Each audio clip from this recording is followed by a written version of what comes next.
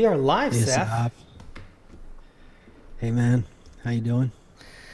Well, good, man. Yeah, yeah. How are Can you, you say man? good? I said Can we good. How's good? Good is can very we say good? Such a very generic. How you mediocre. doing? Oh, yeah, I'm doing good. Yeah, All right. good. It's Not only like, can we say good in a time like this? yeah. This is the thing. This is the thing. Really, it's such a. What does it even matter? How do you feel this second?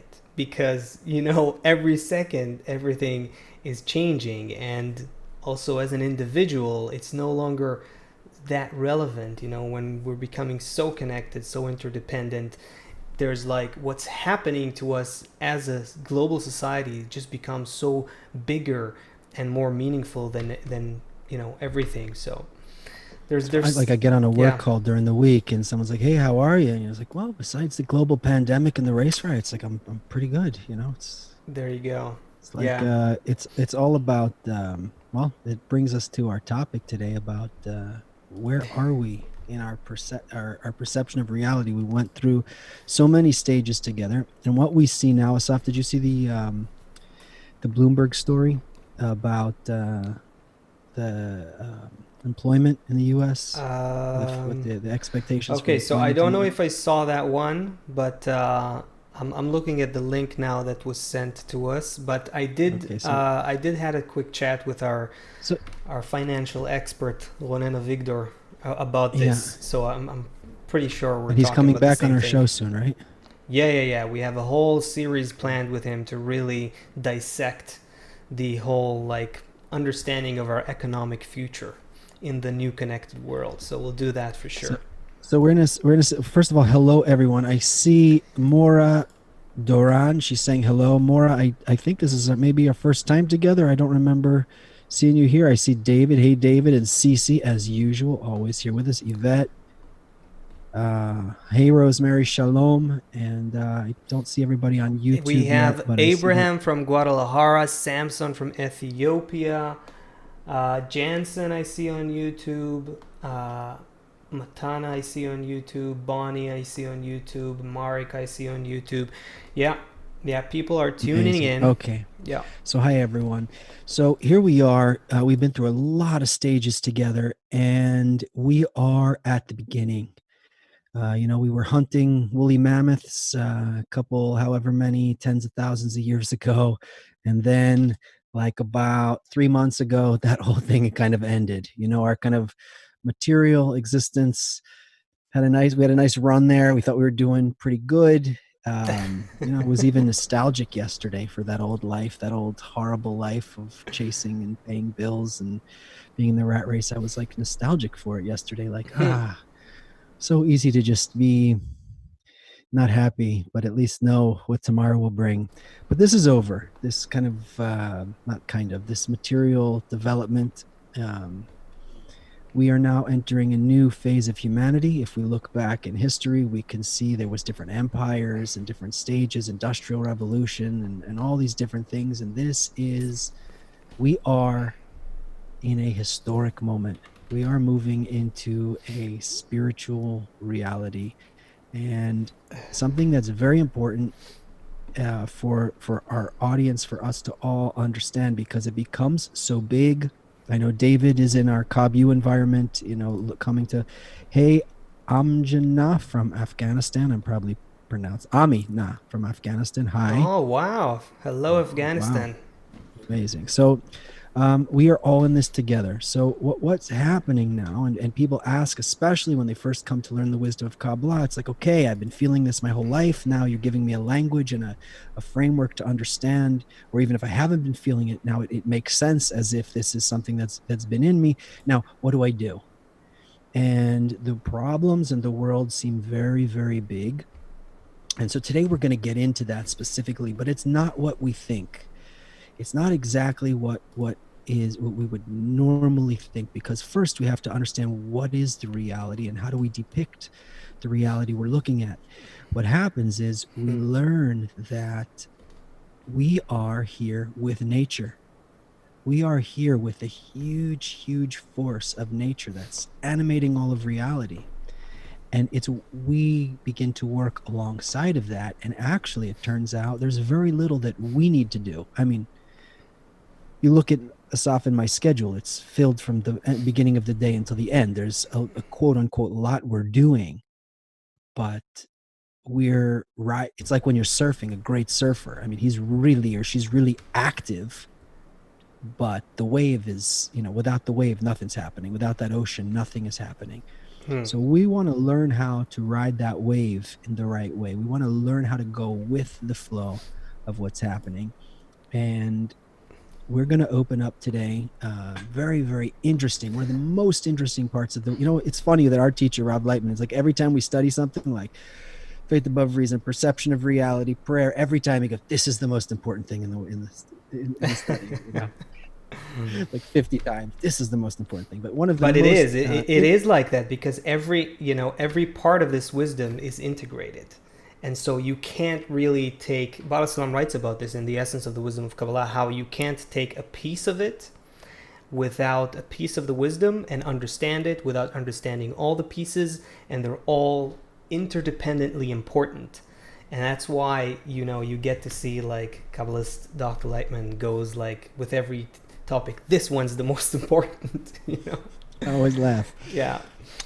So this one that we're going to take on today. Okay, so David wrote in YouTube, cool, because I'm taking on some big problems in the world. Okay, David, so this is going to help. And I You see know what? Michelle from. You know what's that? Wait, go ahead. You said Michelle? What Michelle? I said Michelle, who actually was the manager of our Kabbalah campus in Manhattan. I see she's here too. Hey, Michelle. And sewing from Missouri. Okay, go ahead, Seth. No, I was just saying, you started from us hunting mammoths or something a couple minutes ago, didn't you? Okay, yeah. Let's take it from there. Want to go back to that? Yeah, let's take it from there for a second. No, because okay. I think I stumbled upon a question. I don't know whether it was on one of our videos or something along these lines, one of the forums, whatever. Yeah. And someone was asking, okay, so what's the story that Kabbalah tells about where we come from and what's happening with us, and I think it was, again, in relation to everything that's happening in the world and all that. And at first I was like, well, I was a little bit like, come on, I have to explain that Kabbalah is not it's not a story. It explains the laws of nature. But then, it kind of stayed with me for a while, and I actually thought about it a little differently. I was going like, okay, there's actually something very profound, very deep about this question, because a story is something that we all live by. This is something that we all need. This is something that we always tell ourselves. It doesn't matter where you are, where you're from, what kind of life you have a certain kind of story. And that story is something that helps you understand where you are. You have to, as a human being, we have to answer ourselves in some shape or form. We got to answer ourselves, what are we doing here? Who are we? Where did we come from? Where are we going? And whether it boils down to, my name is Mary, and I'm a teacher, and I'm a wife, and and I do this and that for 20 years and so on, or you want to have a deeper story with like, where's the world, and what am I in the world and in this whole system of humanity. One way or another, as a human being, you need a story. We constantly tell ourselves a story. And if you go back to the time when we hunted mammoths, so that storytelling quality, that quality of storytelling has been with us since then. This was how in primitive cultures, if you think of primitive tribes and clans, so there was like the elder of the tribe or the chief of the clan, or later on, much later on, the rabbi in the synagogue, or the clergyman in the church, or whatever it is. But there's our social organization, in fact, is predicated on telling stories. And so now there's something about the quality of telling stories that actually they find today with our science that it helps us build our brain patterns, meaning there is something in the structure of a story, how there's an exposition where the characters, are introduced and you start understanding the dynamic, and then there's a turning point and that puts a question mark in you, and then you look for the answer, and there's a drama and there's a catharsis, and all those stages of a story, they somehow have to do with how we understand thinking. Sure. I mean, when I sorry, Yeah, go yes, ahead, go ahead, because I've yeah, got when I too grew much up, to say I about grew this. up, I grew up, watching '80s movies and listening to like '80s love songs and things like that. And for sure, I saw Mm, myself become an adult with all of these forms of what is a hero, what is a man, what is a woman, what is a relationship, what is a romantic relationship, what does a dad mm-hmm. look like? All of the images that I became were all taken from the stories that I was told growing up. Yeah, yeah, exactly. So, okay, check this out. There's this, I want to show you something. I don't know if you can see it. Um, I think our audience now sees it. Okay, I'll just show it quickly. So, oh, maybe you can see it as I well see now. it. Yeah, I see it now. Okay, Yep. so this was published like 3 days ago. This is from Oxford, like serious kind of research, and this is about something called interbrain neural synchronization.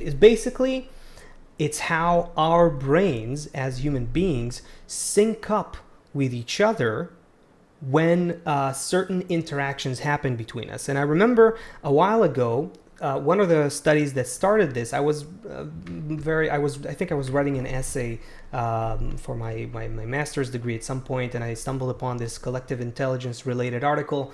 It was about how we when we tell each other stories, what happens is that if I tell you a story and you're listening, or a group of people are listening, then you can measure and see with fMRI scans and things like that, that brain patterns are synchronizing between the storyteller and the people who are listening. And that field of research this is called social cognitive neuroscience. Anyway, it's evolving and it's interesting. And in this study, now they're saying basically what binds us, interbrain neural synchronization and its implications for theories of human consciousness. And basically, they're bringing more and more evidence showing that we are connected through these certain interactions. It's really interesting. Like, if you think about it, one of the practices that we do as Kabbalah students on a regular basis is workshops where we essentially tune into a Kabbalistic text, and we create a common understanding, a common mind, and a common feeling around it through deliberating in a very equal and socially sensitive type of way. And we feel how that creates a certain kind of collective mind. And now one of the interesting things they're saying is, if this proposal is on the right track, our understanding, this is like in their abstract, right? If this proposal is on the right track, our understanding of human consciousness would be profoundly transformed, because basically we think of consciousness as an individual thing. But if our brains are talking to each other, building certain kind of synchronicities, then there is something else going on that is more collective. Why am I bringing up Asad, all this? Yeah. oh, yeah. Tell me why you're bringing this up. Yeah, because storytelling has been there from early on, from a long time ago. Now, today, what it did was that it let people understand where they are, and that provided a certain sense of confidence, relaxation, security, safety in reality, and it was a tool, it was a means for social organization. Now, I'm not saying that all the stories were right, of course. In ancient times, there would be stories about, demons and spirits ruling the world, and then all kinds of different gods who are responsible for different things. And a lot of that we later understand is not true, but it did create social organization. Now, what do you have today? As people, as we evolved into modernity, right, into modern times, and people grew more independent in how they seek knowledge and how they are independently creating their own story, a lot of people are left without a story. A lot of people are left with no way to ground themselves in reality, understanding who they are and where they're going and what's happening. And I bet this has to do with the soaring levels of anxiety, stress, depression, and just detachment And that division, and and div- division in society, because everyone right now, there's a Black Lives Matter story, there's a police exactly. story, there's a patriot story, so everyone is, holding on to some story. The issue that we see is that with every story, it's divisive. Everyone Okay, is against the other one. this is the question then. Here's the big one. Can there be a story that unifies all stories? Can there I be feel your thoughts crystallizing. Yeah, like the meta story, right? yeah. If you think about a good movie, right? In a good movie, there's all kinds of plots, but they don't cancel each other out, even though they seem Did you to. see?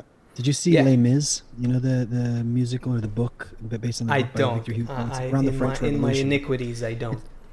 Okay. There's an unbelievable finale. Actually, at the end of scene one and scene two, if you get a chance to see the show, but you have all of these different characters. You have like this really corrupt innkeeper man and his wife, and they've got Yeah. their like how they're doing whatever. You got the police guy, he grew up in his moral way. You got the guy who's really righteous, but he had to break the law because he had no food. You have all these different, and Mm. everyone is running their own stories. Yeah. And then as the story comes towards the battle, and all of the stories begin to weave and braid together, and you see how they're all intertwined, and there is no good and there is no bad, and the one who's bad is actually helping the one who's good, and it all comes There together you like that. go. There's a There big you go. this is this is like the hand of God, so to speak. And as long as we're focused on our small story, we never get a chance to tell. And that's what we're going to do Ex- here today, is tell the big exactly. story. And that is I think I'm pretty sure that was one of the things, like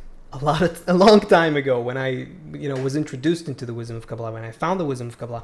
I think that was one of the things that really pulled me in. Like, there is actually a story where that allows all the other plots and all the other stories to coexist without negating them, without ruling them out. They actually can bind together and come together into a single story. It, That's exactly so what Kabbalah enables you to see. Yeah, go ahead.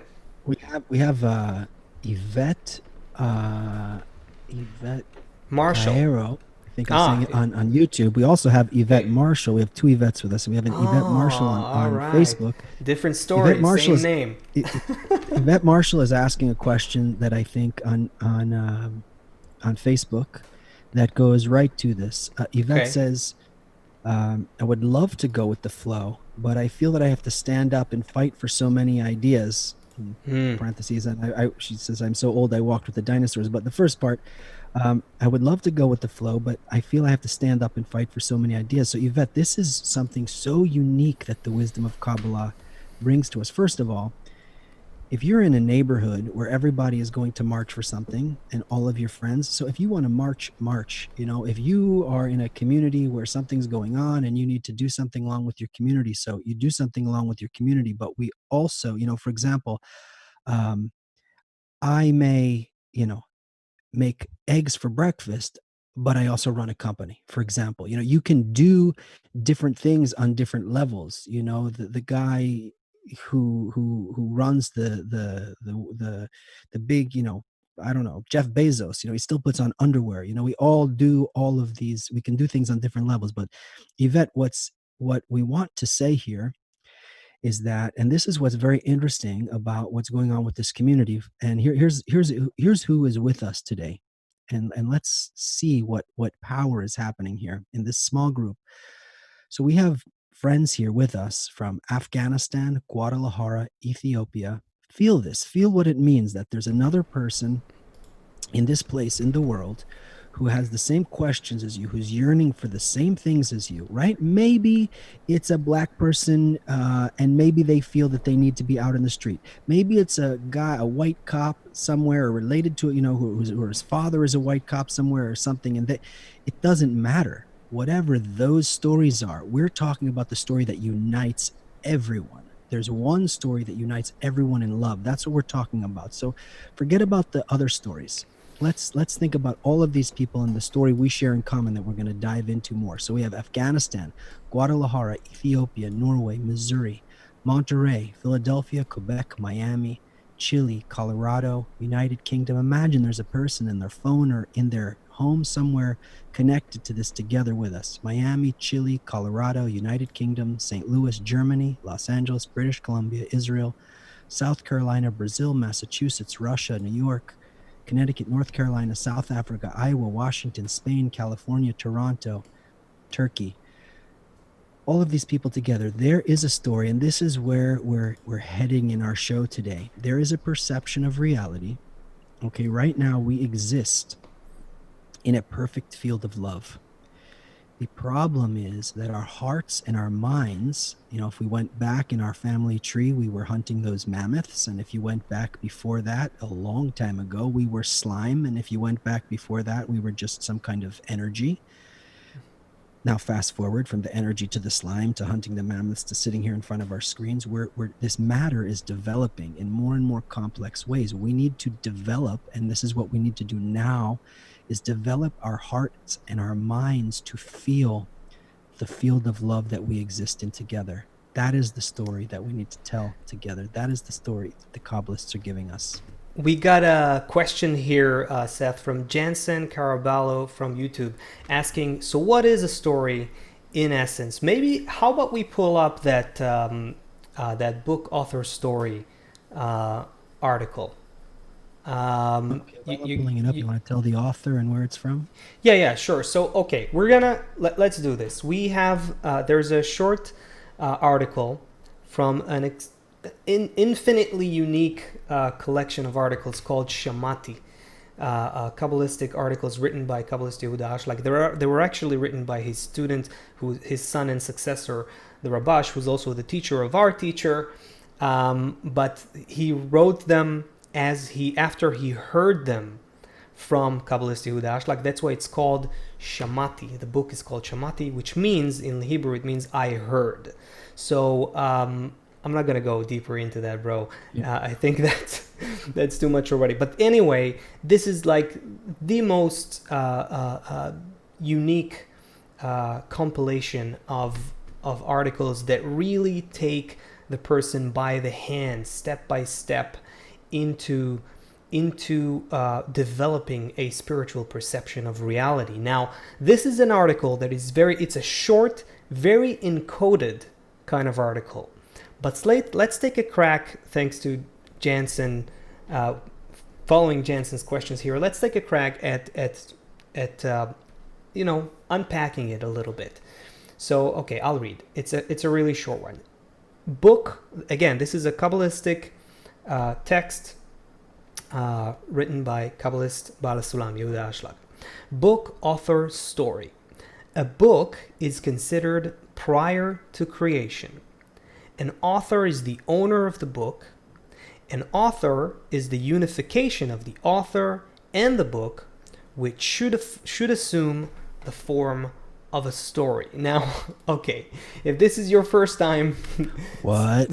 Yeah, exactly. That would be the response. But let's try to really, simplify it without being nitpicking on now each and every word here. But the words in Kabbalah, they have a deep meaning that comes from their relationship with spiritual roots.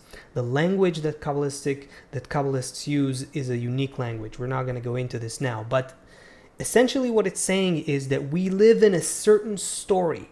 Okay, all of creation is a book, and it is already there. It's predetermined. It's pre-written. We live in a certain reality today, right? With everything that's happening, as we mentioned, and as Seth just described, with all the conflicting stories and so on.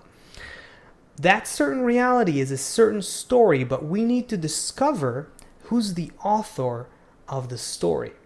So Kabbalah says that the story is already written, and the story is the expression of the author.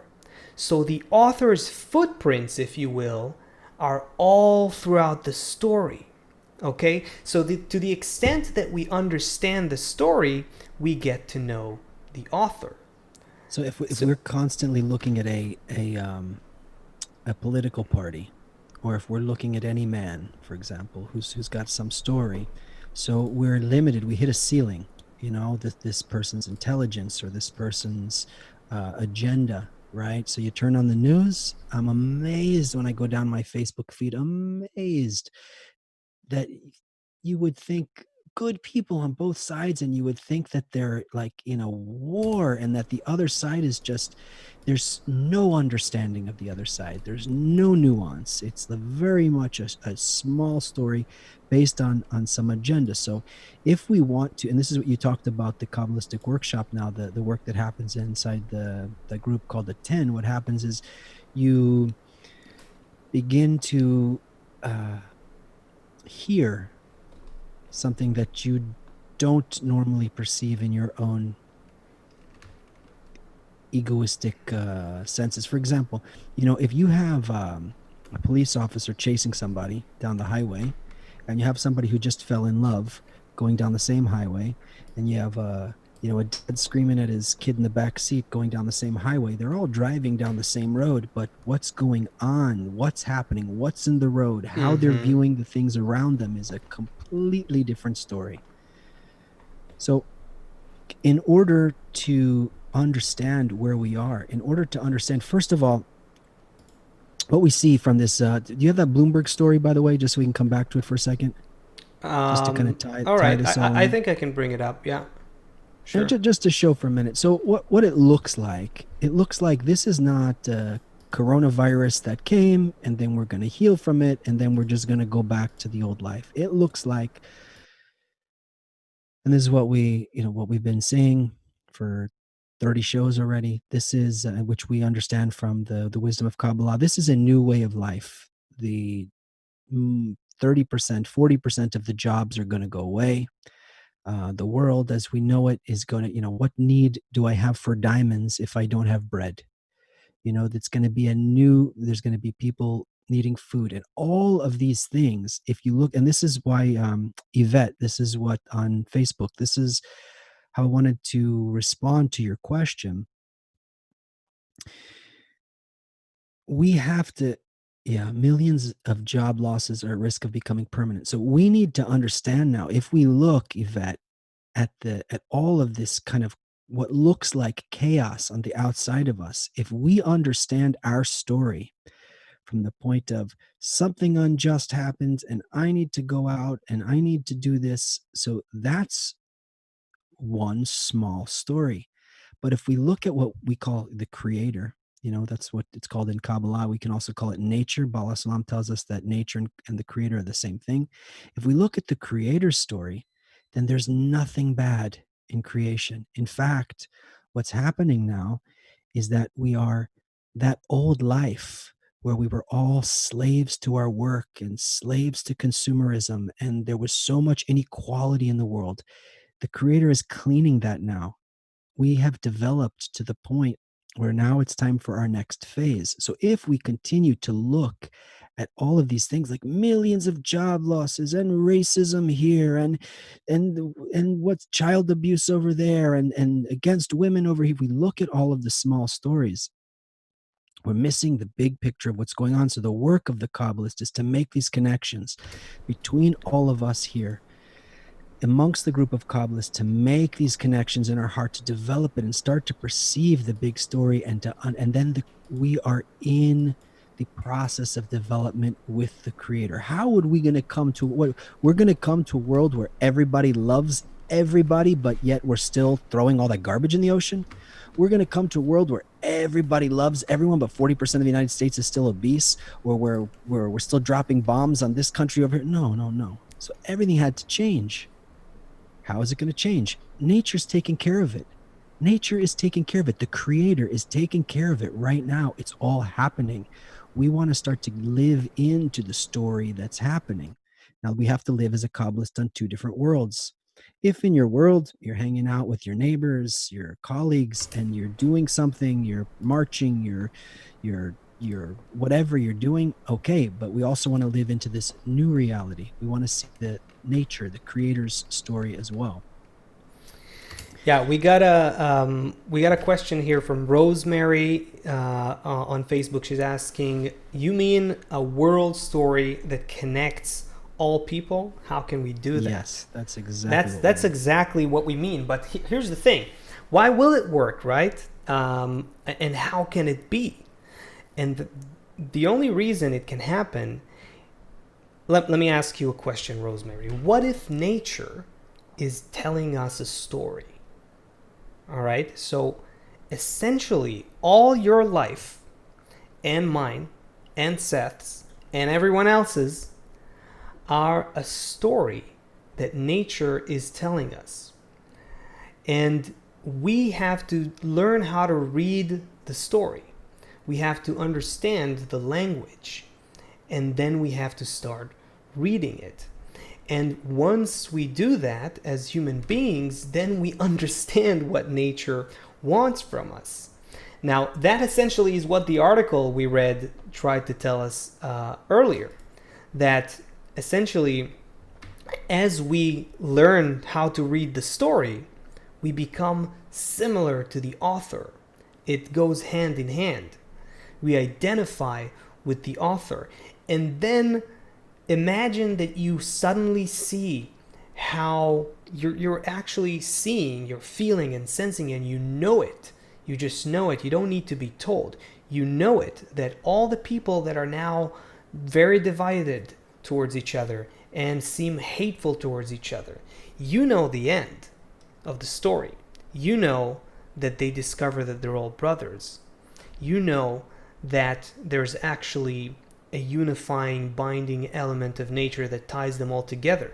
And you also understand why they had to experience hatred in the first place.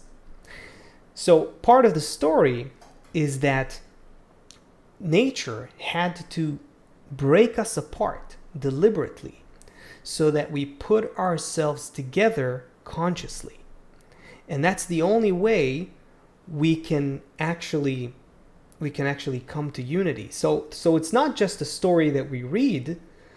It's not just that we understand who the author is. He even left us a place in the story to co-write the story together with the author. Ami If in that makes Afghanistan sense. is Yeah. saying, how can we improve our skills in storytelling? So, um, if you had a song, if you had like the most emotional song, right? Imagine if you had a song and you just play C. I think that's C. That's the whole song. There's no tension. There's no release. There's nothing there. Think about the story you love the most, right? Usually in a movie, they set up the character. Okay, it's a dad playing with his daughter. Okay, we know what's going to happen next. The daughter gets, something happens to the daughter. Now, the rest of the movie, the dad is trying to reunite with her, right? In a story, there is always the greatest music, the greatest novels. It's sorrow. So it's that separation and coming back together. Now, here's something really um, beautiful in the wisdom of Kabbalah. Ami, when you were completely one with everything, right before you were born, you were like a spark in the sun, for example, totally one with everything. But there was no Ami there to feel anything. There was no, you couldn't feel Ami. So what happens is we're born, and at first we want food, And then we grow a little older, we want a toy, and then we want this. So the ego, this thing inside of us, grows and grows and grows until we arrive at the wisdom of Kabbalah with this kind of desire that, if we're honest with ourselves, we want to devour everything, right? This is really good. It's good because what happens is, what nature's going to do for us now is remove these garments around the desire, meaning I have a desire inside of me, rah, like a monster. He wants, but it's not a desire that I need to control you now. It's not a desire that I want another car, another house, but the essence of the desire growing, that's the thing we're talking about. So the desire needs to grow to the point that it doesn't just want food or sex or a house or something. The desire needs to grow to the point where it wants to be filled by everything, by the creator himself, by nature, by love, by infinite love. The desire needs to grow to the point that a new car is not enough. $1 million is not enough. I want those also, but the desire needs to grow to a point where it can only be fulfilled by the creator himself. That is good. What happens in our life is we feel empty, and we feel the only way to fill ourselves is with stuff. So the growing desire is good. The story that we put around, right? For example, imagine I have this huge desire and I grew up, like in a Wall Street kind of thing. So my on my way to fill that desire, I have these Wall Street tools, right? I'm going to be a banker. I'm going to, drive a fast car. I'm going to do these things. Now I have this big desire, and I grew up in some village. What are you laughing about, Asaf? No, I was just picturing you as a Wall Street dude. Yeah, in my other life. Um, I grew up in the Midwest somewhere, and I have this big desire to take, and I want to, I end up becoming a basketball player because that's how I understand. So it doesn't matter, depending on wherever you're dropped on the earth. This is how you clothe the desire. But what the wisdom of Kabbalah comes and tells us about is that we wow. Well, I have a Let million let's thoughts let right now, so Okay. maybe you can help me out.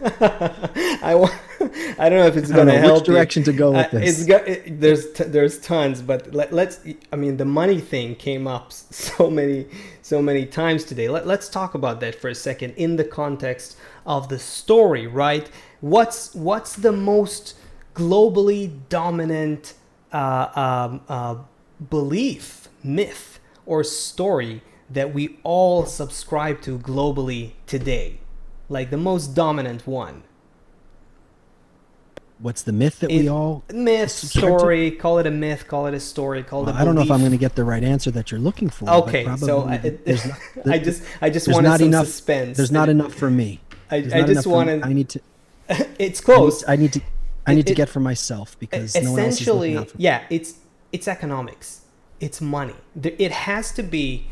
It has to be the most active, for lack of a better term, belief system that takes over the world right now. It doesn't matter who you are, what religion you come from, what culture you come from. This is something that we all live by, and money is essentially a belief. It's no more than a belief. Even Adam Smith, wrote. Everyone who studied his writings know that he said all money is a matter of belief.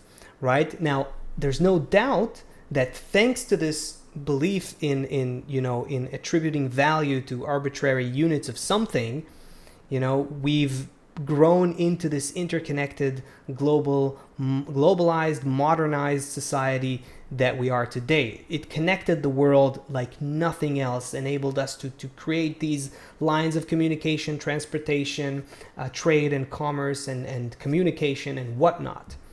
But the belief system is what you just said. The belief system is the more you have of it, the happier you are. The more you will have as opposed to others, the happier you will be. And guess what? We're seeing that it's wrong. It's just straightforward downright wrong beyond a certain threshold. Sure, if you have a lot of money in this in our world, you'll have a good life in terms of how you can conduct your body and the health you can give it and clothes and so on. But beyond a certain threshold of providing for your basic needs, you just don't get any happier with money. You get on what psychologists call a hedonic treadmill, meaning we get used to everything we get. And that's why the millionaire wants to be a billionaire, and the billionaire wants to have more than the billionaire, and then the second, the other billionaire, and so on and so forth. And it's endless because it just doesn't work. We're on a treadmill, right? It's hedonic adaptation, psychologists call this. We know it from the wisdom of Kabbalah as simply, the pleasure neutralizes the desire when we try to fill the will to receive directly with pleasure. And so the belief system is wrong, but based on this belief system, we created a society that is predicated on a false idea that doesn't actually make us happy. So we have a system where there's scarcity, because in order for there has to be constant competition, right? I have to have more and someone has to have less. Someone has to have more than the other. So there has to be scarcity. It's built into the system. It's built into this idea of competition for the self-accumulation of wealth. And that turns into inequality. So no one can be equal. And look at where we've gotten to today, right? Like half the world's wealth belongs to 1% of the people, something crazy like that. The bottom 90% of the world, I think, hold like 10 or 15% of the wealth. It's ridiculous. It's the flattest pyramid you'll ever see. That's what we've created. And labor for income, we what many of us have already called out as modern slavery. Working from day in and day out, spending so much of our days, so much of our time just working. And we tell ourselves the story, perhaps, that we're freely working in some company from dawn to dusk until, we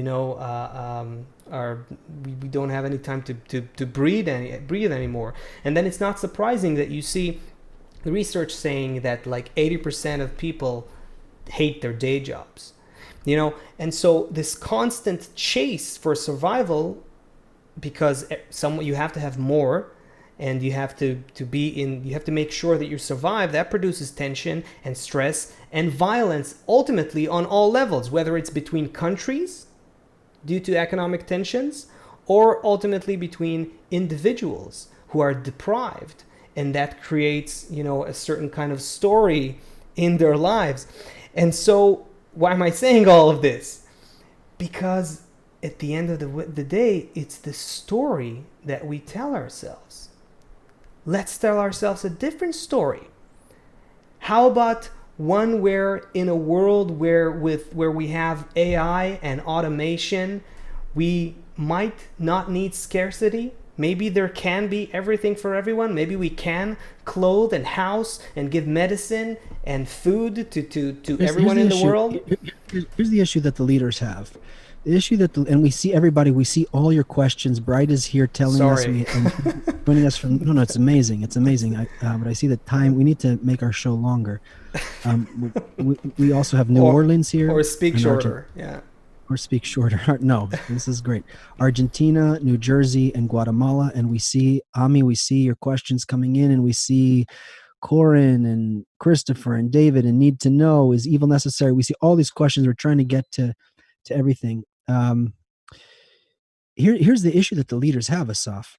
If the trucks can move everything across the country without drivers in them, so you put 3 million drivers out, which would be very efficient because machines don't need to sleep, and they can bring themselves into the service station when they're ready, and they can pull into the loading dock, and another robot can unload it. So you put 3 million truckers out of work. Yeah. And if you put 3 million truckers out of work, it affects their families. So now you're affecting 10 million people, including their families. And if you affect the 3 million truckers plus their families, which is 10 million, then all of the grocery stores that they go to and all of the movie theaters that they went to, now you're affecting 100 million people.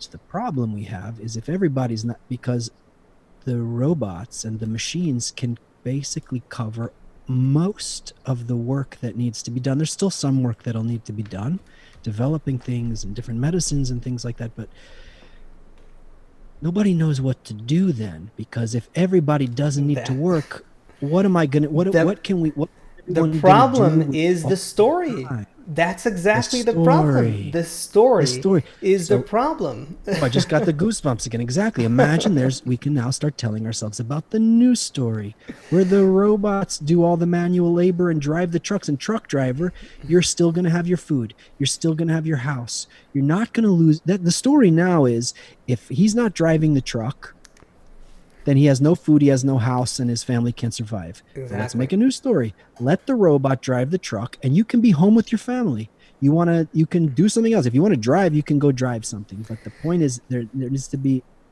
We This don't has we have to have do. an incentive in the current story.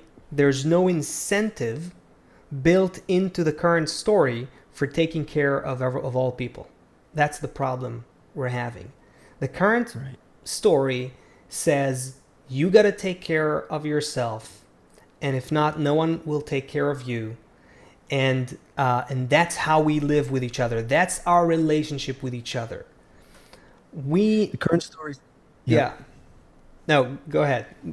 We gotta Current take. story Yeah, says it's acceptable to waste 40% of the food in the United States and leave millions of people starving. That's the current story. yeah, exactly, exactly. It's it's just mind bending. It's mind bending that we literally make it all up. We Well, we let's go we back to the make it all up. Yeah, go ahead. let's go to the source for a minute. Betty Rodriguez from Facebook is saying it would be great to translate this into various languages. Right? Maybe you can reach out to Betty and give her a link to our. I think I'm just guessing, but oh, she says Spanish. So maybe you can give her some resources to our friends who are doing content in Spanish. Um, so the Kabbalists say that all now this is I didn't know how we were going to enter into this now, Asaf, and maybe we need more time for this. But the Kabbalists say, and I'm going to watch your body language to see if I'm going too far as I say this, that the reality that we perceive on the outside of us is a projection of our inner. No, I Too shouldn't go there right much. now. Too Too much. much. Okay, next. Stay tuned, everybody. All right, let's go back to the question. This is It's okay. great, but All it's right. too much. Okay. I Next I time. think. Okay. No, but it's a Um, good try, man. Thank you. Thank you. Okay, some questions. Um, might be uh, okay. Questions? We're going the questions route. Let's go some. Let's do some. Let's go. Unless you have something that We can never. this is endless. it's endless, this one. But let's do questions. Yeah. Okay. Let's try a no question left unanswered policy for the rest of the show the time that Okay. we have. Okay. So let's try and reach everyone. So we did a question from Yvette, and I think we did a question from Rosemary. David Mancini, being clever as usual, asks, Are you guys synchronizing our brains?" Nature is synchronizing all of our Yeah, brains together, I would we're say. all we all got the Yeah. same boss, David. Um, okay, okay. We asked. Let's see if okay. Chris Clark might be better for the planet to be a desert again. Oh, Chris, You I'm out of context. I don't remember what you we were know saying what? about that. I don't know if that's exactly what you're asking, but I would say this: if we don't change, make the planet a desert again, start everything from scratch, and again you'll get the same depression, pollution, inequality, hatred, division that you have today, unless we change ourselves, we change our story, we change how we read the collective and write the collective story that we're in. If we until we change that, until human beings change themselves, we have to change our perception of reality. We have to change how we see each other in relation to the planet. until we start developing these new sensations towards each other and the planet and the whole of reality, then you're gonna recreate the same thing. It's like, it's just like this Elon Musk initiative of going to Mars. It's exactly the same reasoning. It's like we gotta save ourselves from ourselves, so let's build ourselves on a new planet.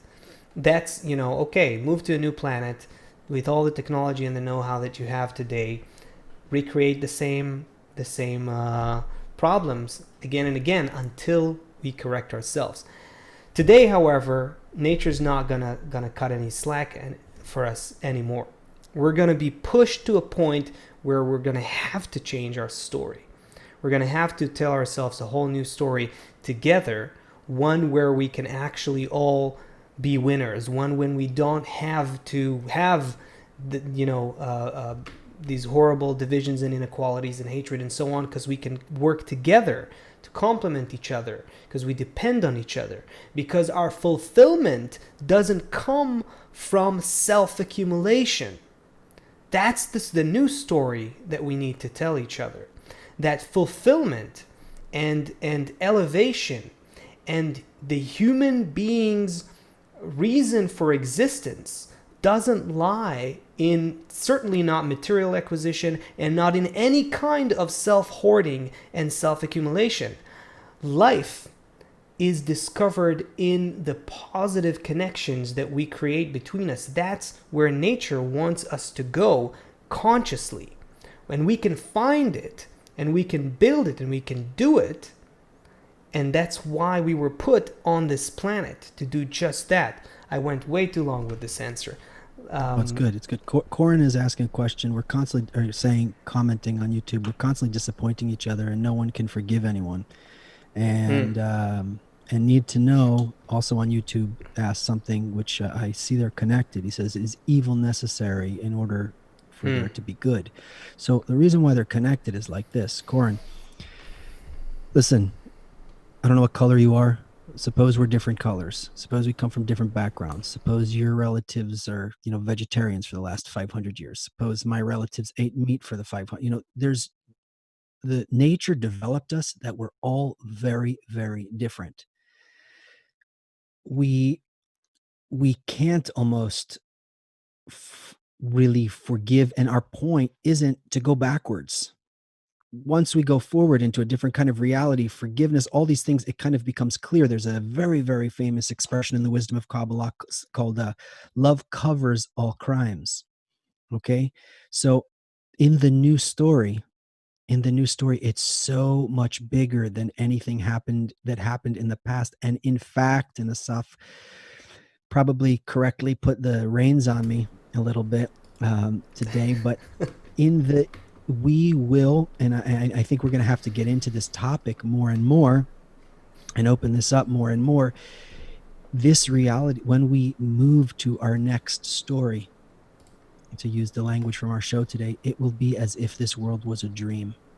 Everything that we're going through now, we will understand. And so when Need to Know asks, is evil necessary in order for there to be good? But Need to Know, what is evil, right? Like we said at the beginning, if I have this huge desire that I want to, if I'm looking at it, and I do through my regular material eyes, because I live in a body. So I want sex, and I want food, and I want money, and I want, right? But really, when then I connect spiritually inside this other story, the same desire is there. It doesn't get erased, right? But it's not for something it's all reframed. Now it's desire without the clothing of this material world. It's just a desire for, so meaning what you're calling evil, like, I want this, and so here's something else the wisdom of Kabbalah brings us.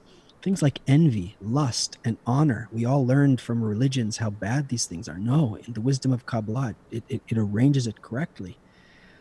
I see my friend Asaf. I see he's advancing spiritually. I become envious of him. I want to advance spiritually as well.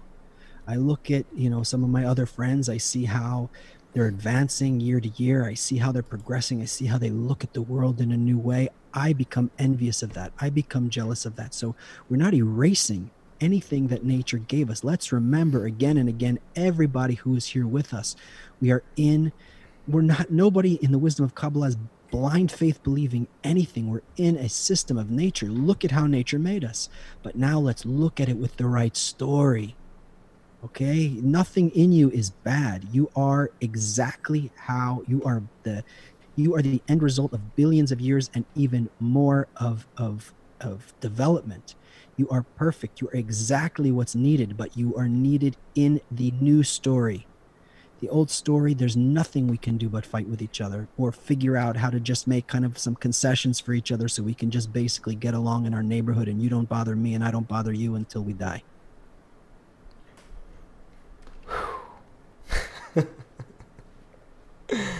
Okay.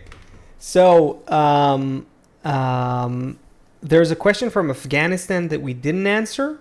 I think did you answer, because you did answer Ami. We got one question from Ami from Afghanistan, but she deserves, I mean, she made a big travel, a big distance to get here to be with us. Yeah.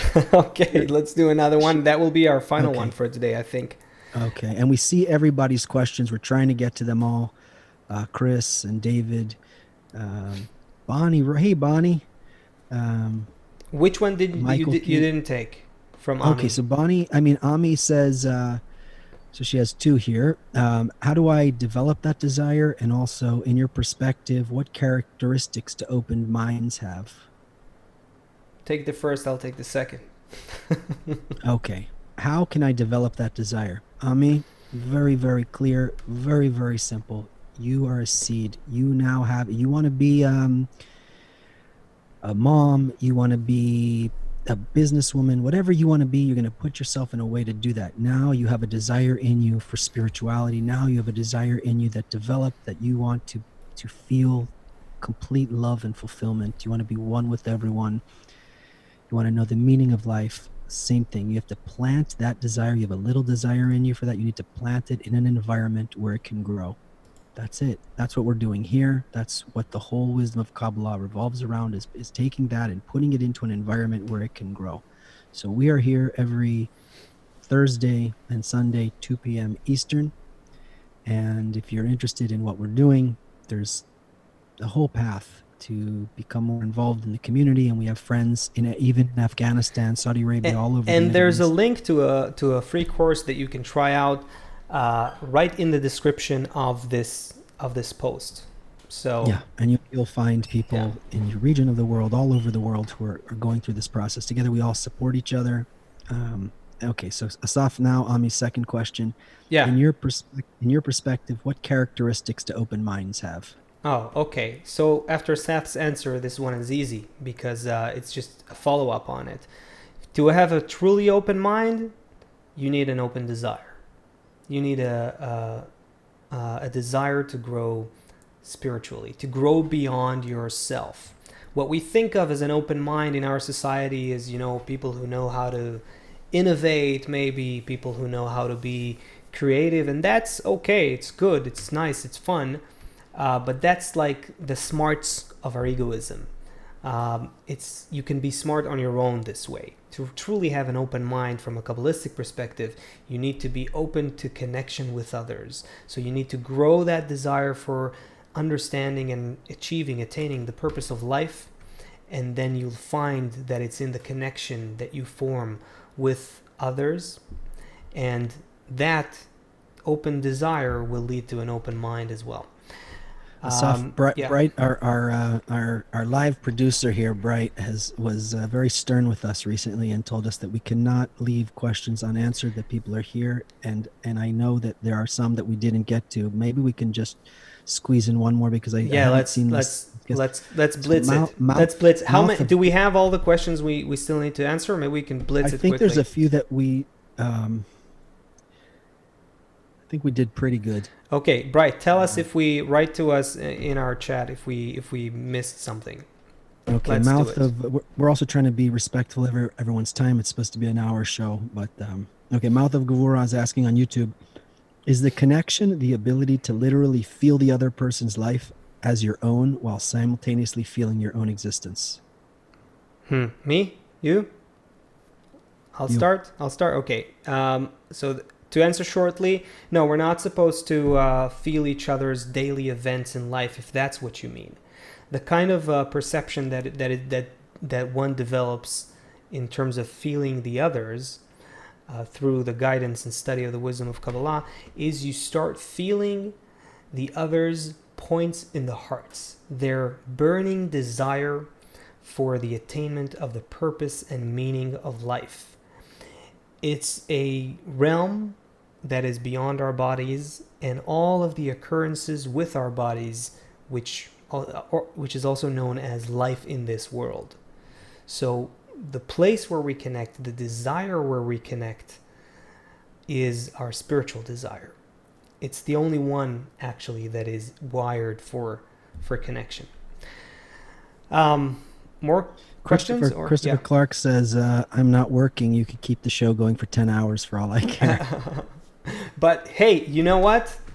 Maybe let's do some concluding words based on this. Based on this, next time you watch and Seth, help me out here, complete me.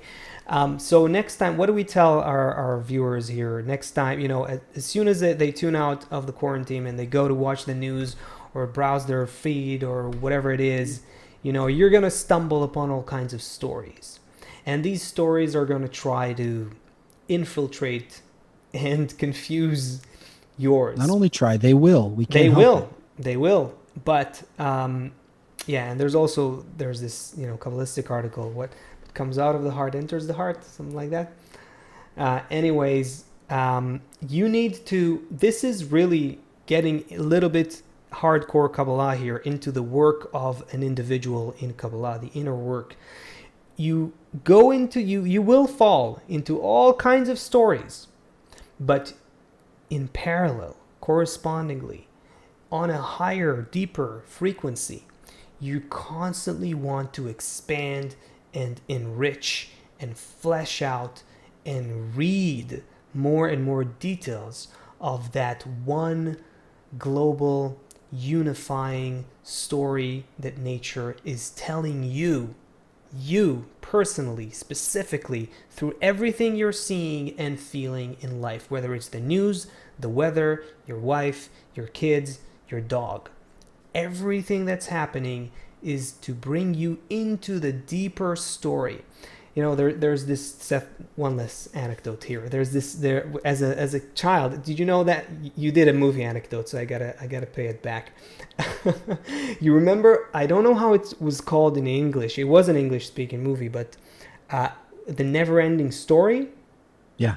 That boy on the dragon, the furry boy dragon. on the dragon. Oh man, I loved that movie. But what was magical about it was that he was reading the story, and then he was in the story, right? He read the book, and so that kind of is what the wisdom of Kabbalah needs to give to us: the ability to read the deeper story, not by being, escapism or in any form of escapism, and just trying to shrug off everything that's happening in the world. Yes, thank you. I said it with my Hebrew accent because of the never-ending story thing. It was stuck in my brain.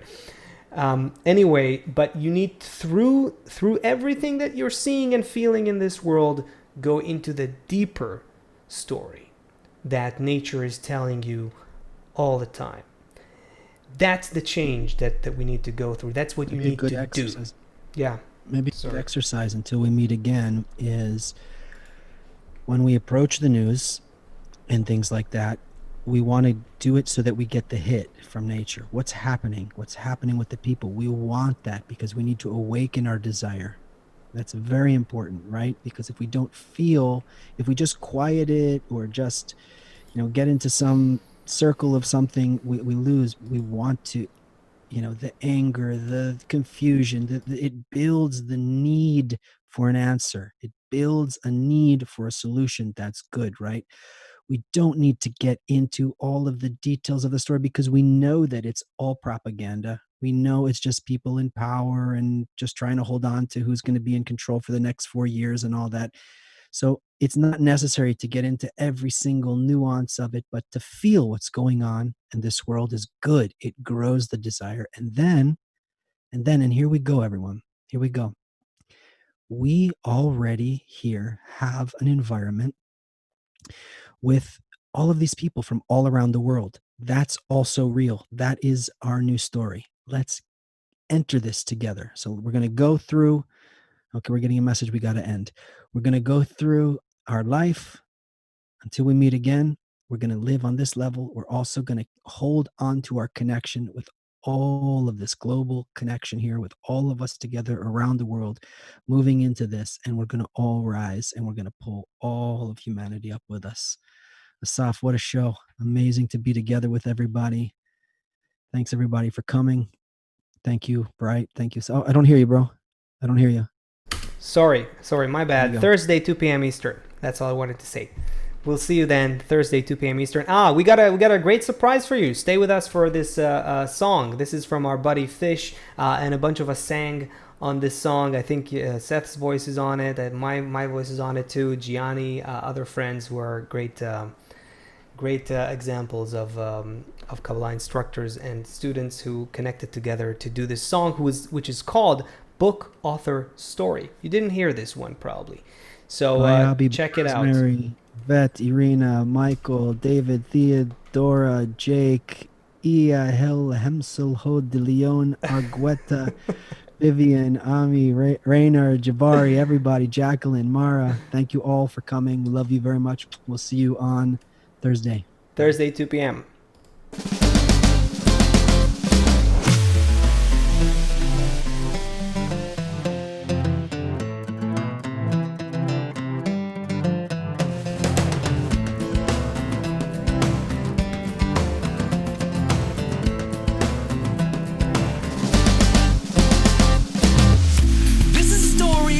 Trying to find his heart in the desert. He thinks he's alone without any safe refuge. His brothers call and tell him they found a great abundance. Come and join us, brother, we'll show you all the good. He feels his brothers are lifting him higher. He wants to be like them, sharing all the good. And only the force of love can truly bring them together. Abundance shines through the unity. Book of the story. It's a story of one man living in one heart. Find the light that shines for all between us. One book of the story. One heart. The light that shines for all, and all we are is one. Book of the story. It's a story of one man living in one heart. Find the light that shines all between us. One book of the story. One heart. The light that shines for all, and all we are is one man in one heart.